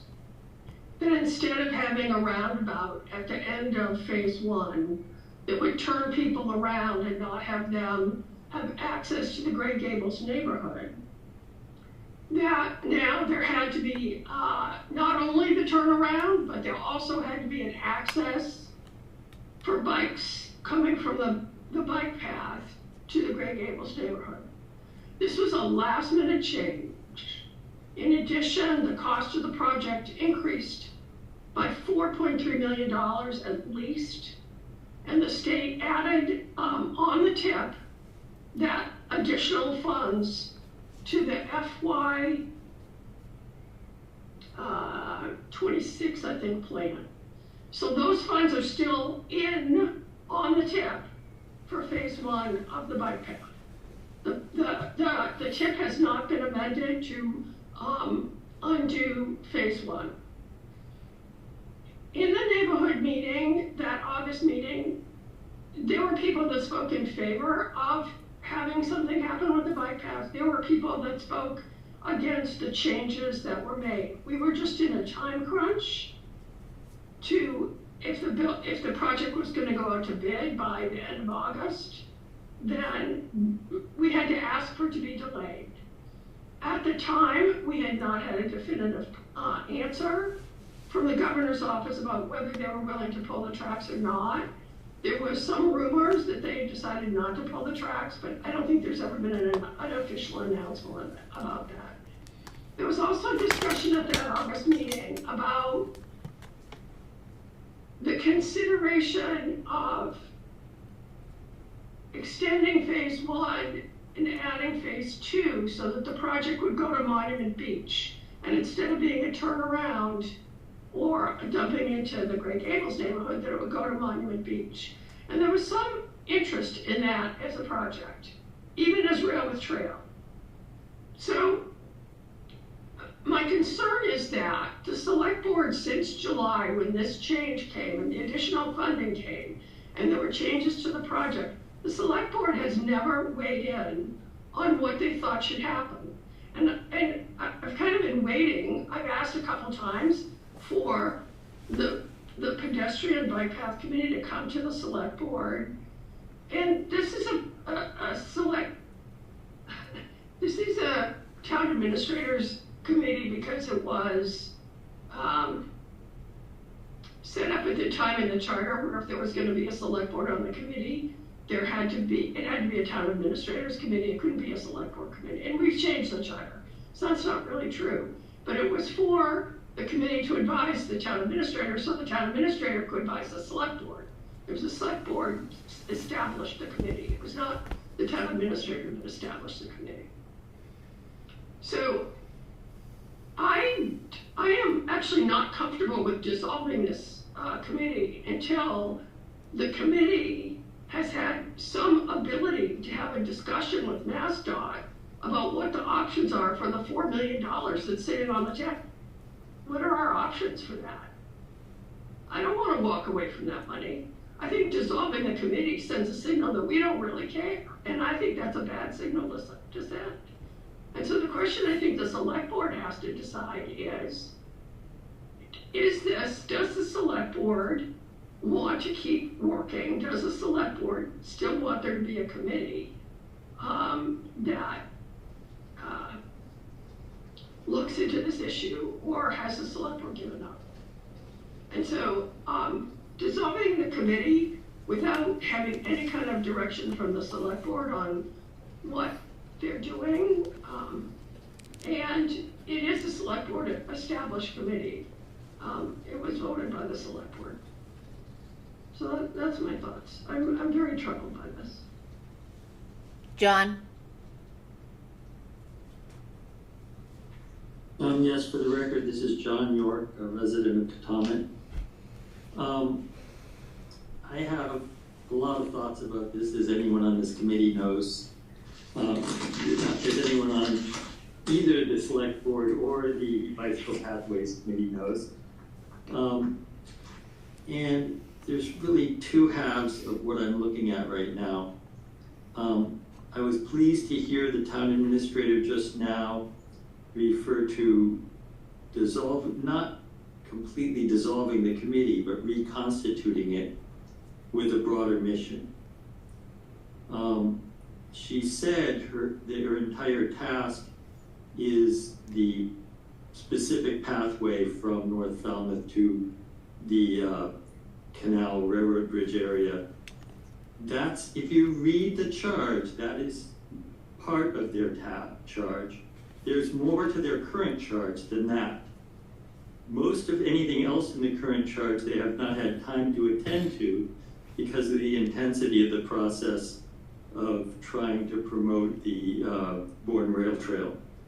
But their charge includes promoting and developing safe routes to schools. It's not something they've ever spent any time on, but it's in there. And I think that that's an important charge. I think our town has passed up opportunities and given up on projects that our town intended to pursue because there hasn't been anyone in the town paying attention to safe routes to schools. That's part of the charge of this current standing committee. So they do have more work to do. It's different than the work they've been doing so far. If there's less opportunity, and I'm not sure that's true, but if there's less opportunity for them to make progress on the Bourne Rail Trail, there is a gaping need in our town for attention to safe routes to schools. So that could happen with the current committee in their current charge, or it could be done if they're reconstituted to, as a task, not the charge, but as a task under that charge, remind them or request of them by whoever's in charge, select board or town administrator, who's ever in charge of the new reconstituted committee, could task them with developing safe routes to schools and getting our town more involved in that program and the monies available through that program. That's one example. Another question, if you dissolve this committee, what happens to the town's representation of pedestrian and bicycle interests on the Bridges Stakeholder Advisory Group? Right now, the Mass DOT and the state have allowed 1 seat out of 40 on the committee for a representative who's representing bicycle and pedestrian interests, and they've allocated that slot to this committee that you're talking about dissolving. If you dissolve that committee, that gives Mass DOT the option of just removing that representation altogether, or assigning it to someone outside of the town of Bourne, such as someone from one of their bicycle planners from Boston, or some representative of bicycle interests in general all over Cape Cod, or anything they want to do with that. And we lose that representation. So there is more to this committee's work than just the rail trail. They haven't had time to do it, but it's there. And in my concern and interest in seeing our town keep their hat in the ring in terms of bicycle and pedestrian planning of all sorts, I would strongly encourage broadening the charge to make it clear that this is the committee in our town. When bicycle pedestrian pathway issues come up, it should go to them for their review and promotion or whatever it is the town wants to do. So that's, anything you can do in that direction is good, but don't throw the baby out with the bathwater. Don't forget the broader mission this committee already has and the broader need in our town. We should not be a town without any town function relative to bicycle and pedestrian issues. So that's one thing that I want to say. Another thing has to do with the current charge and how ambiguous it is. When you write the current charge, could you please be more careful than to do things such as, in the title of the charge, refer to it as a pathway, meaning specifically just the Bourne Rail Trail, but in the actual naming of the committee within the charge, it says pathways, which would mean general throughout the town. That ambiguity, unfortunately, I believe was put there intentionally, which really irks me. That should, a town committee in a legal document getting by an ambiguity so they have wiggle room to do whatever they want is a real mistake. So if you're going to rewrite anything, please be very clear and explicit about what your intentions are and make sure the language in that document reflects those intentions, because it's part of the reason we're having this discussion right now. So my first one is a very positive statement. We need this committee. The town needs this function. Broadening its scope is a good idea. The second one is, please be careful about the word. Thank you. Any other questions or comments? Yes. Go ahead, Peter. What harm would it be if we delayed action, or the town administrator to delay action of dissolving the committee, and we go ahead and create a new committee in charge, and once that's in place, then have the town administrator dissolve the old one? This way we will have, the town will have some sort of function for bicycle and pathways. Ken? You know, I think one of the issues, I mean, Peter's not wrong and John's not wrong. One of the issues, I think, is the confusion over what the charge of the committee actually is. What John was reading from, I took a look earlier, it looked like that was a sort of preliminary draft, and I'm not sure that's the final charge that was adopted. I'm also, my memory has failed me, and I don't know whether the select board actually voted to establish that committee or not. So MJ's nodding her head, she seems pretty convinced, but I don't know if Marlene has any other information about that. And I think, you know, maybe starting clean would be the way to go to clear up that confusion. So the way I read the charge that we have in front of us tonight, that it's specific to the pathway, between the town of Falmouth and the town of Bourne. And even the reference to the along in conjunction with local, regional, state, and federal establish and or expand safe school routes, it references to that pathway, whatever. It doesn't reference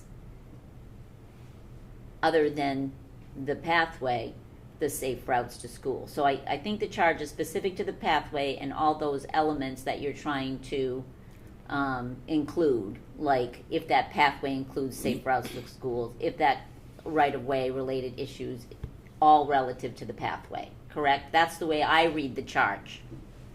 Okay. So, and I think it is at the discretion of the town administrator. I think it's a bigger, if it's something that the select board wants to do as a goal, then that's a whole different conversation. This isn't one of our goals this year. But if the direction is for this to continue, then the charge needs to change. But I do agree with Ken that specific to this charge, the committee work is complete, right?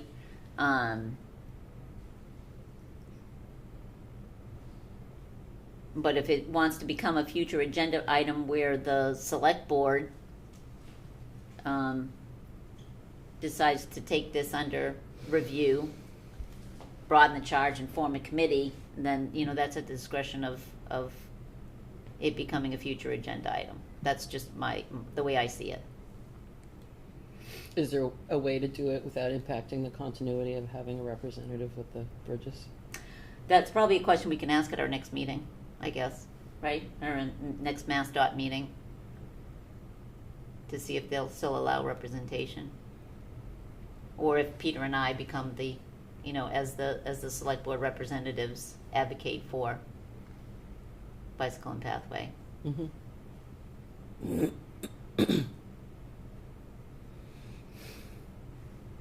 MJ. Mary Jane? I'd like you to explain why you think that the work of the committee is done as regards to the bicycle pedestrian pathway connection to the Shining Sea. Well, didn't the committee vote it down to not accept?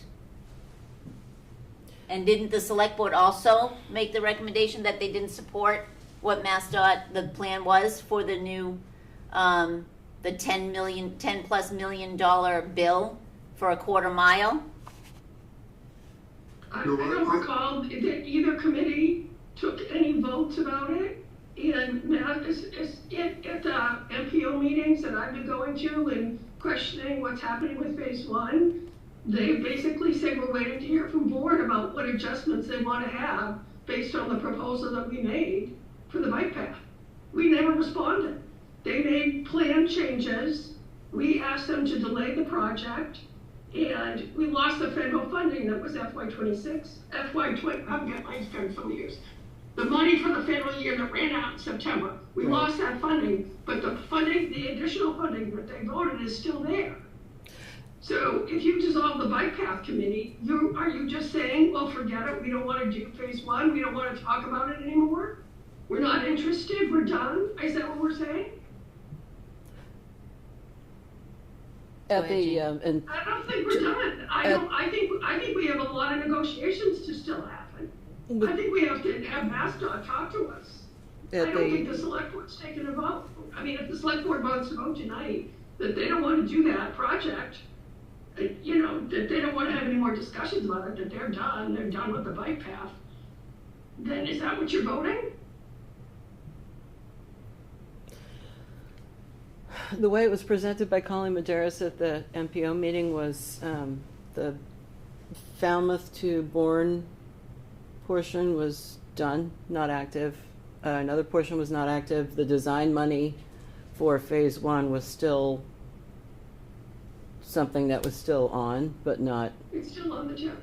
And not active means they don't have it, they haven't listed as a project, but it's not active because they haven't funded it, because they haven't reached the milestones in design yet to enable them to get put on the tip.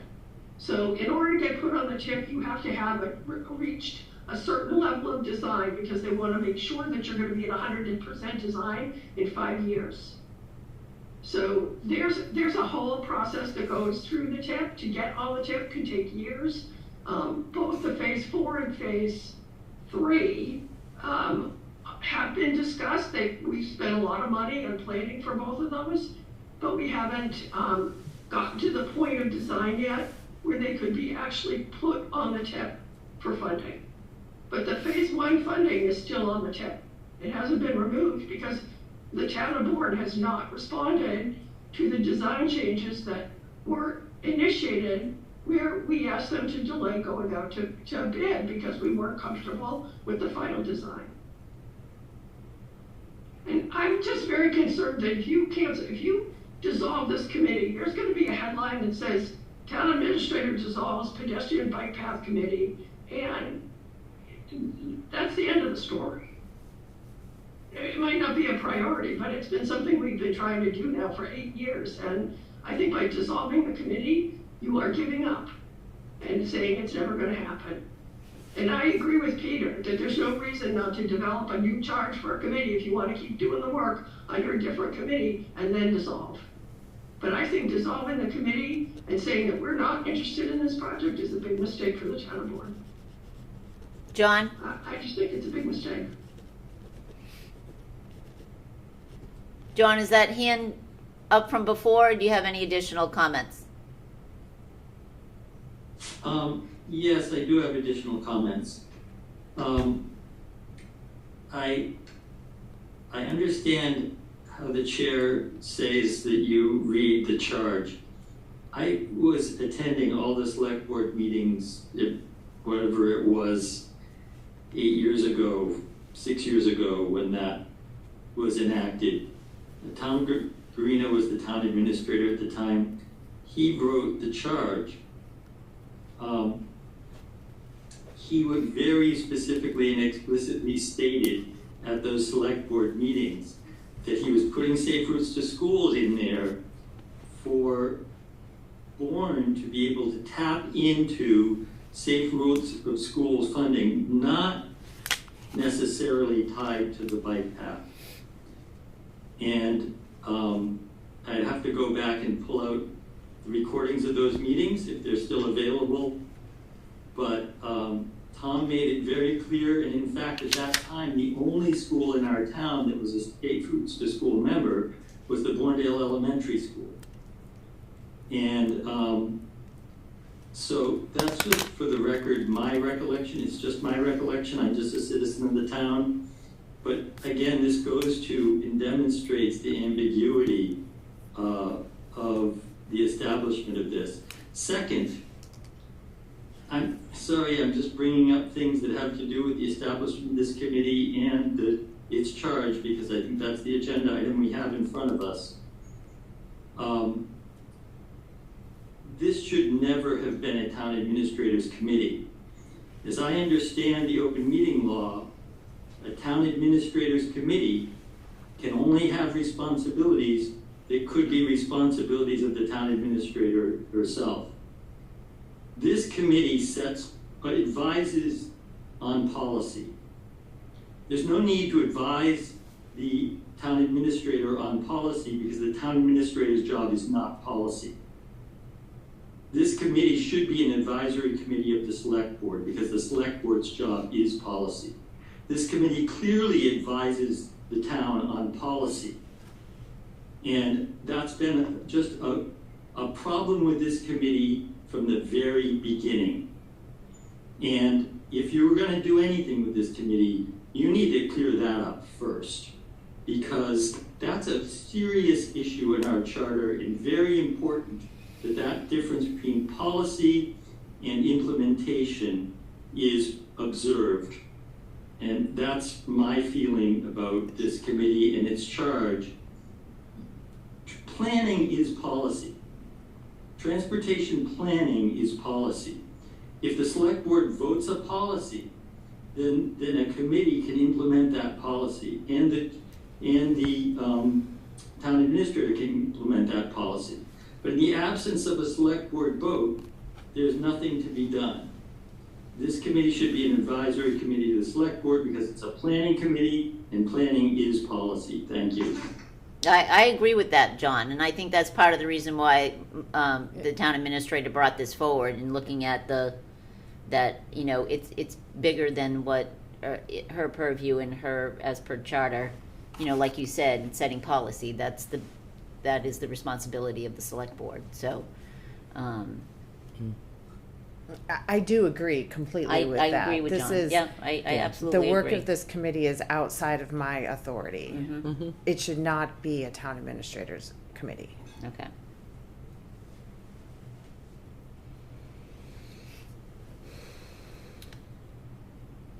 Okay. So I think the recommendation would be for a future agenda item. I mean, you have the authority to suspend or whatever the case may be, and then at a future agenda item, we as a select board make some decisions about moving forward with the bicycle and pedestrian pathway. Looking again at the charge, that's my recommendation. What's the recommendation of the select board? I mean, I would agree with that. We just have to be firm in our conviction to keep working on the rail to trail. Peter and Melissa? That sounds like I'm okay with that. Mary Jane? I do not believe that this committee was established under the authority of the town administrator. I believe this committee was voted as a committee by the select board, and they authorized the town administrator to appoint the membership of the committee. And if it was established by a vote of the select board, I think it has to be dissolved by a vote of the select board. I don't have the answer to that. This is 2018. I mean, does anyone have the answer to that? Well, that's my recollection, and I think I was the only member on the board of the 5 that is there now, so, but that's my recollection, but I'm looking online right now for the approved minutes in 2018 to see exactly what happened. Okay. Until then, we'll put it on a future agenda.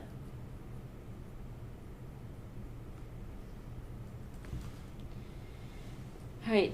Consent agenda items. A, executive termination notice for monitoring and verification services associated with the ESCO project. B, Walk for Hope, use of Buzzards Bay Park for the annual Walk for Hope, Boston Church of Christ South Coastal on July 12th, 2026. C, accept 2 donations to the library, $20 from Anonymous and $100 from the Upper Cape Photography Club. D, nominate Richard A. Lavoie as Bourne's representative to the Barnstable County Home Consortium for a term ending June 30th, 2029. Motion to approve the consent agenda as presented. Motion by Peter, second by, who was that? Melissa. Melissa. I have a question on 6A. Any questions? Mary Jane on 6A. Yeah, on 6A, the letter for the termination references the energy management services agreement between the town and Train dated December 12th, 2002. I don't think that was the date of that agreement. Thank you, 22. I will correct that. Oh, I see that, yeah. Thank you. As presented and amended for item 6A. Anyone else? Comments, questions? Nope, seeing none. So roll call vote. Mary Jane? Yes, as amended, yep. Peter? Yes. Melissa? Yes. Jean? Yes. And chair votes yes. 500 as amended. Let me just write consent here. Licensing and events. 7A, Mass Maritime request for a 1-day liquor license on Saturday, February 21st. Is there anyone here to speak to that? Yes, that's me, Susan Bianchi, Mass Maritime Parents Association Vice President. We're looking for a 1-day license for our maritime annual, this is the 4th year of the Maritime Mingle, which is an event held for the parents for the return of the Patriot State on the following day. We're requesting a one-day license, and I believe I've submitted all the necessary documents. Everything is in order? Yes. Yes. I'll entertain a motion to approve the Mass Maritime request for a one-day liquor license on Saturday, February 21st. So moved. Second. Do we have a motion in the packet? Because it's specific to having an all alcohol beverages So- issued to Susan Bianchi. I'll read it. Approve one-day liquor license for the sale of all alcoholic beverages issued to Susan Bianchi, representative of Mass Maritime Parents Association, for their special event at Mass Maritime Academy, 101 Academy Drive, Bourne, on February 21st, 2026. So moved. Second. Roll call vote. Mary Jane? Yes. Melissa? Yes. Peter? Yes. Jean? Yes. And chair votes yes. 500. MMA.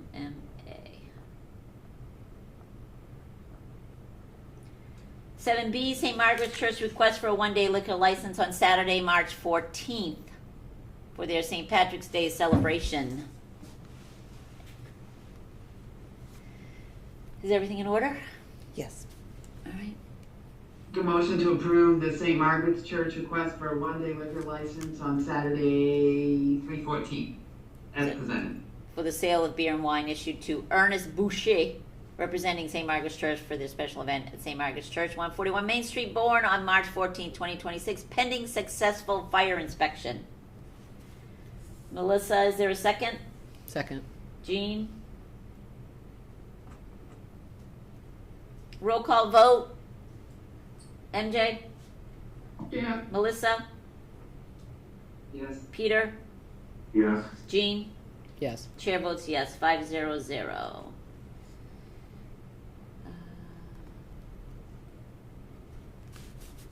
St. Margaret. Town Administrator's report. I don't have anything new to report since we spoke last week, but I just want to remind everyone that we are still in the process of the website migration. So if things start looking a little funny, please, we're moving a lot of things around. And if anyone has not yet renewed their dog licenses, please do so before March 31st so we don't have to send you a late fee. I'll make a note of that for myself. And that's it. Thank you. With the new dog license. Yep.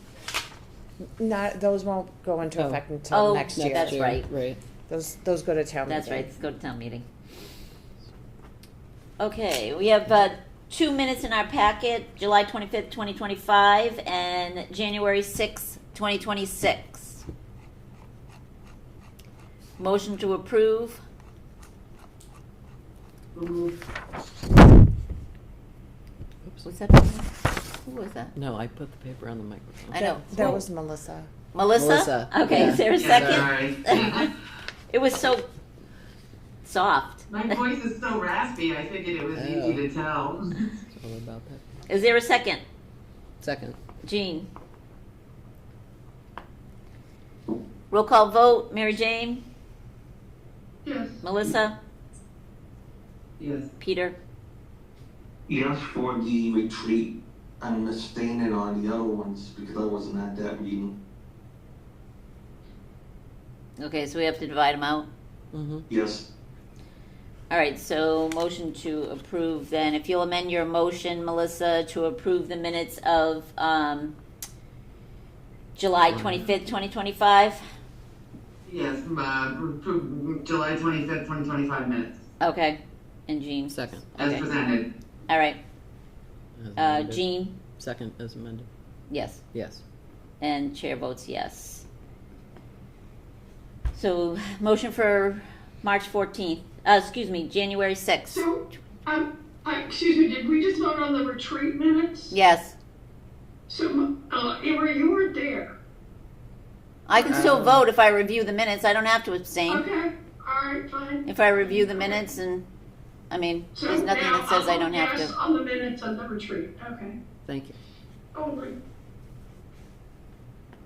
right? I'm correct. That Yes. I can, yeah, Yeah. if I don't see any issues with them, I know. January 6th, 2026 minutes. Motion to approve. Move to approve minutes. Jean, second. Second, MJ. Thank you. Roll call vote. MJ? Yes. Melissa? Yes. Peter? Abstain. Jean? Yes. And chair votes yes. 4, 0, 1.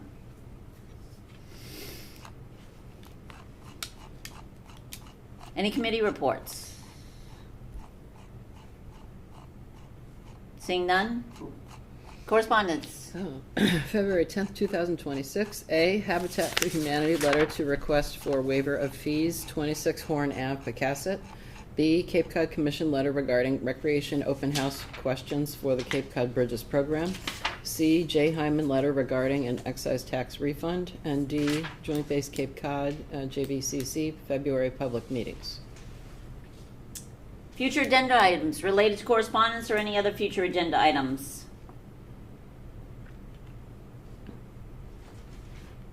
I think we mentioned a few during the meeting. I want to follow up on the item that we didn't talk about for the review of the annual goals and discussion of the 5-year capital plan. Okay. I do think that we need to get that on an agenda, and if it has to be, and if it is the wish of the board that it be all people being present, then we should talk about when that can be. Okay. Any other additional agenda items? Yes. Peter? Yes, per the town bylaw 3.11.2, right to revoke or suspend licenses or permits for non-payment of taxes or assessments. Item B, the town collector shall annually furnish to each department, board, commission, or division thereafter referred to as the licensing authority that issues licenses or permits, including renewals and transfers, a list of any person, corporation, or business enterprise hereinafter referred to as the party that neglected or refused to pay any local taxes, fees, assessments, betterments, by any other municipal charges for not less than a 12-month period, and that such party has not filed in good faith a pending application for an abatement for such tax or a pending petition before the Appellate Tax Board of County Commissioners. The reason why I'm reading this bylaw specifically is way back when I first got on the board, they used to provide us a list of tax title properties every January, so we knew what was going on. We haven't seen a list like that in a long time, so I just want to know in the future if we can get a list as required by this bylaw of the properties and tax title.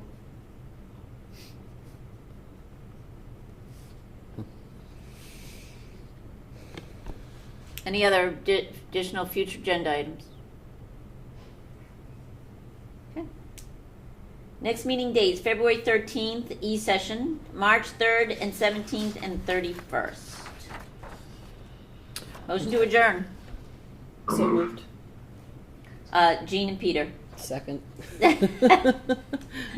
Peter, Jean. Peter, Jean. That's fine.